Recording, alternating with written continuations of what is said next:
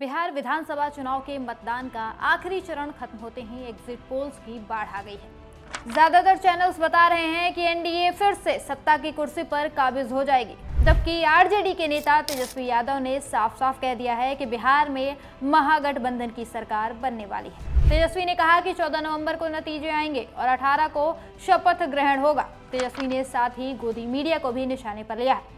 उन्होंने गोदी चैनलों द्वारा फैलाई गई पुरानी फेक खबरों का जिक्र कर कहा कि इनके एग्जिट पोल्स पर भरोसा नहीं किया जा सकता। उनका कहना है कि जनता के बीच से जो जानकारी निकलकर सामने आ रही है वो यही कह रही है कि इस बार बिहार में महागठबंधन की सरकार बनने वाली है। वही गोदी मीडिया है जिन लोगों ने सर्वे दिखाया जो पाकिस्तान में इस्लामाबाद, लाहौर, कराची को कब्जा दिए थे।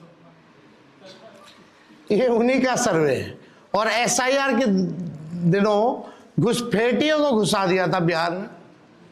ये वही गोदी मीडिया जो है एक प्रोपेगेंडा मोदी जी की एजेंसी द्वारा ये अधिकारियों पे दबाव को लेकर के कि काउंटिंग के दिन एक मानसिक तौर पे लोगों का दबाव बना रहे, इसलिए ये पूरा जो है सर्वे जो है कराया गया है। बिहार की बात करें तो यहाँ पिछले कई सालों से महंगाई, बेरोजगारी, पलायन और भ्रष्टाचार ने लोगों को तंग कर दिया है। किसान परेशान हैं, युवा नौकरी के चक्कर में भटक रहे हैं और सरकारी योजनाओं का फायदा तो ऊपर के लोग ही उठा रहे हैं। ऐसे में जनता ने वोट डालते हुए बदलाव की उम्मीद जताई है। मतदान के दौरान लंबी लंबी कतारें लगी, रिकॉर्ड 67% से ज्यादा वोट पड़े, जिससे एक बात तो साफ हो गई है कि बिहार की जनता पुरानी सरकार से खुश नहीं है।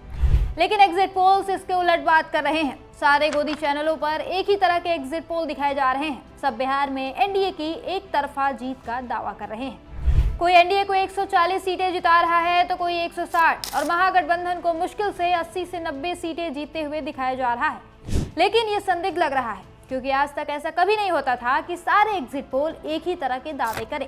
हर एग्जिट पोल अपनी एक अलग कहानी बताता था।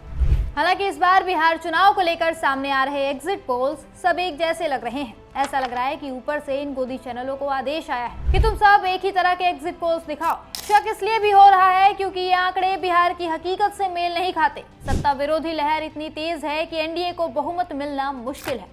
वैसे भी गोदी मीडिया हमेशा से झूठ फैलाने का काम करता आया है। याद कीजिए, भारत पाकिस्तान तनाव के समय ये लोग ऐसे ग्राफिक्स दिखा रहे थे कि हमने कराची पर कब्जा कर लिया है, विमान गिरा दिए हैं, दुश्मन भाग रहे हैं। हकीकत क्या थी? कुछ भी नहीं, बस हवा में तीर चला रहे थे ये लोग। ये मीडिया तो बस रेटिंग के चक्कर में झूठी खबरें चलाता है। अभी हाल ही की घटना देख लीजिए। इन लोगों ने धर्मेंद्र की मौत की अफवाहें फैला दी। दिग्गज अभिनेता धर्मेंद्र बीमार थे, हॉस्पिटल में एडमिट थे, लेकिन गोदी चैनलों ने तो सीधे मौत की खबर चला दी। फैंस सदमे में आ गए, सोशल मीडिया पर शोक सभा लग गई। जबकि सच ये था कि धर्मेंद्र की सेहत पहले से बेहतर हो रही है। कल शाम ही वो डिस्चार्ज होकर घर भी चले गए हैं। गोदी मीडिया की ये झूठ फैलाने की आदत है जो अब इनके एग्जिट पोल्स पर किसी को यकीन नहीं हो रहा है। खैर, बात जो भी हो, सच्चाई तो 14 नवंबर को ही सामने आएगी। उसी दिन पता चलेगा कि गोदी मीडिया के ये एग्जिट पोल्स कितने सच्चे थे।